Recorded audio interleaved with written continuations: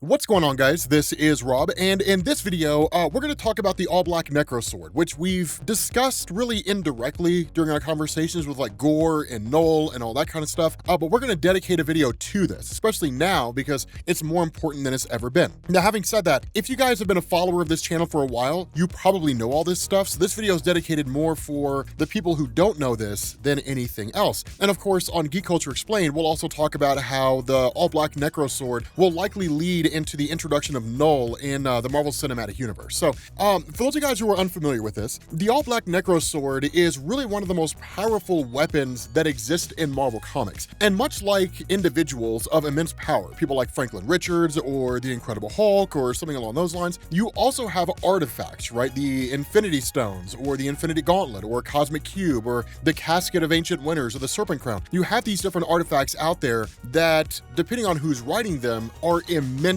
powerful.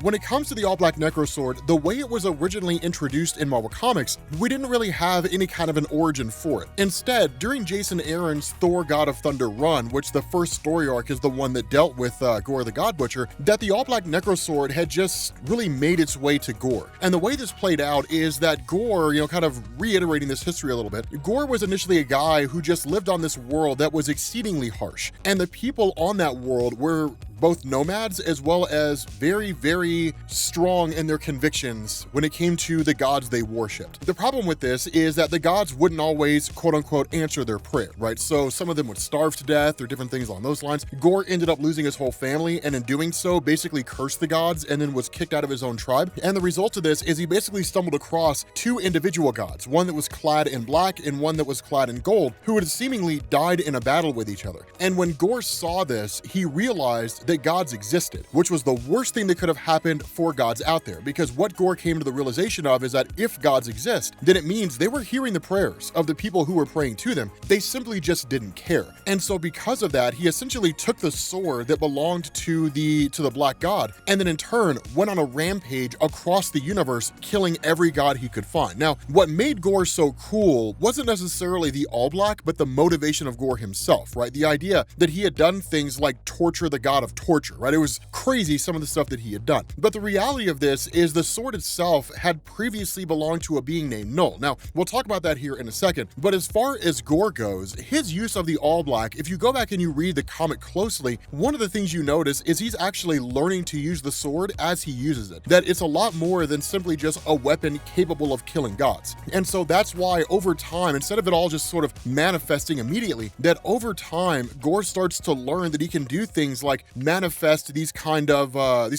shadow creatures, right? Basically his henchmen, those kind of things, right? Just sort of go forward from there.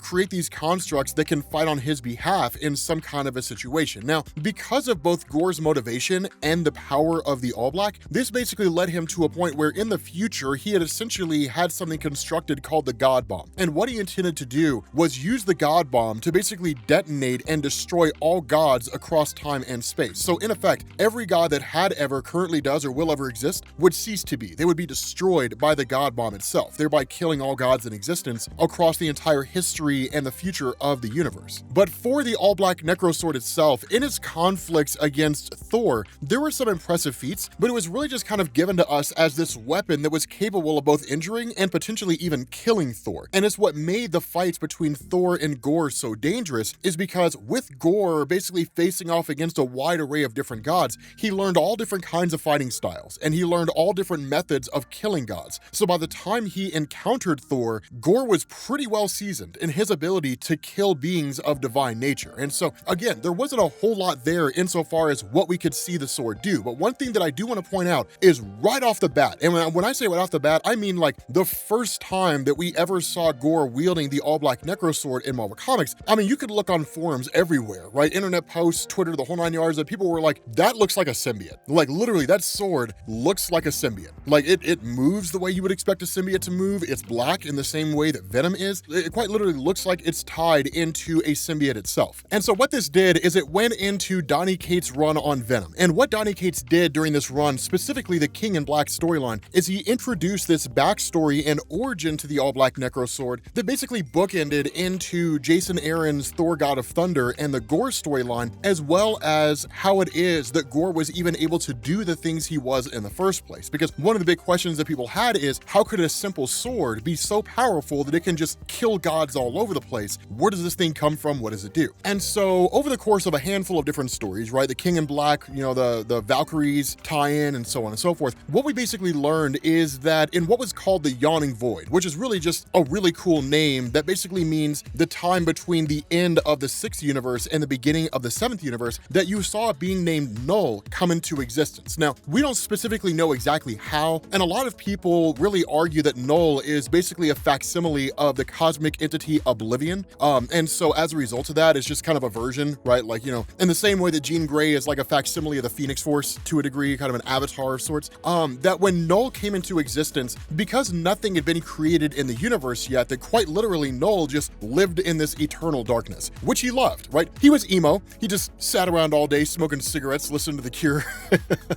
But in all seriousness, Null cherished the void, right? This kind of primordial darkness, as it's called in Marvel Comics. Now, the result of this is that once the Celestials began essentially creating life in the universe, it was quite literally intruding on the void of Null. And so in response to this, Null waged war against the Celestials. Now, during this time, he crafted the All Black Necrosword as a weapon that could be used to defeat the Celestials. And in fact, he actually cut the head off of one of them. Now, ultimately, of course, he was defeated by the Celestials and pushed back into the void. But what this did, at least according to the Valkyries tie-in for the King in Black storyline, that with the head of the Celestial being severed, that Null used the Celestial's power to both fuel his sword, as well as provide a kind of place whereby those individuals who were killed by the Necrosword would basically be pushed through that Celestial. It would feed on their energy, and of course, they would be cast into what was basically purgatory, something along those lines. But the thing about this is that this was the answer to the question of why the sword was so powerful. Now, in order to bookend to what Jason Aaron had done with regards to Gorr the God Butcher, that when Null had finally escaped the void yet again, that Null had gone on a rampage and essentially started doing what Gorr had been doing before Gorr did it. That quite literally, Null was going around the cosmos killing different gods. His rationale being that if he could destroy the gods from across the cosmos, that in turn, there would be no one to protect these different segments of the universe, and he could incorporate them back into the void until such a time as the amount of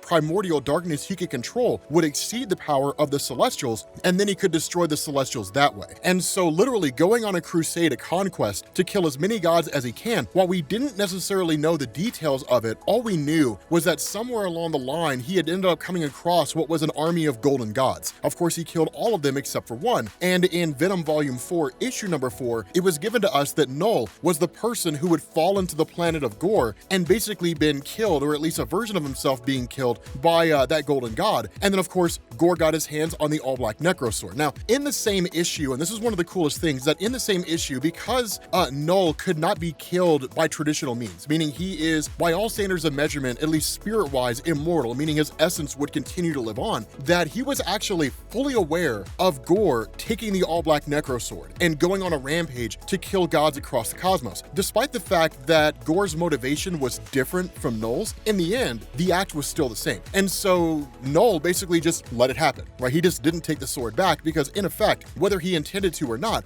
Gorr was continuing the campaign of Null. Now, during this time, one of the things that Null had realized is that his ability to craft the All Black Necrosword was only one facet of his power. That even when he existed in the void, he wasn't fully aware of what it was that he could do until light, or until creation, was brought into the universe. And because shadow is basically just only possible by virtue of the existence of light, Null realized he could control shadows. He could quite literally control living shadows. And while the All Black Necrosword was kind of an extension of that, the full totality of what Null could do in creating shadows came in the form of him creating symbiotes. And that's where you got Venom and all that kind of stuff from. And so ultimately, of course, Null's rampage, where he continued yet again, right, going out into the universe, causing all kinds of problems, where that was ultimately ended by his own symbiotes turning against him and then imprisoning him inside of a world. Of course, he ended up escaping and returning during the King in Black storyline, where he was ultimately defeated by Eddie Brock wielding the Unipower, right, the force of the, or at least the Enigma Force. And so again, the nature of the All Black Necrosword, to kind of sum this up, the All Black Necrosword is quite literally a weapon that's powered by the energy of a dead Celestial. And so that's why the sword is so powerful, because it's literally using the energy of a Celestial to kill gods. And because Celestials are some of the most powerful beings in existence, and looking at older stories, right, like the third host, when the Celestials confronted like Odin and Zeus and all those guys, and basically had all the power in the world,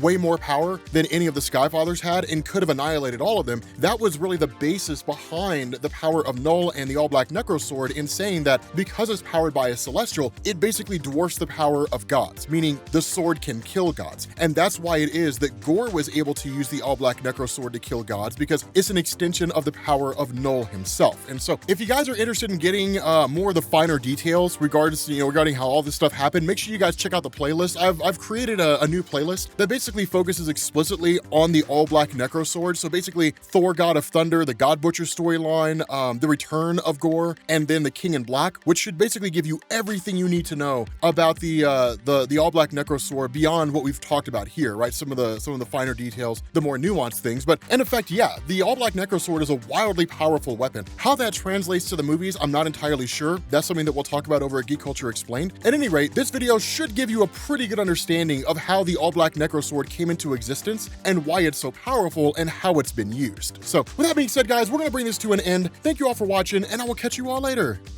Peace.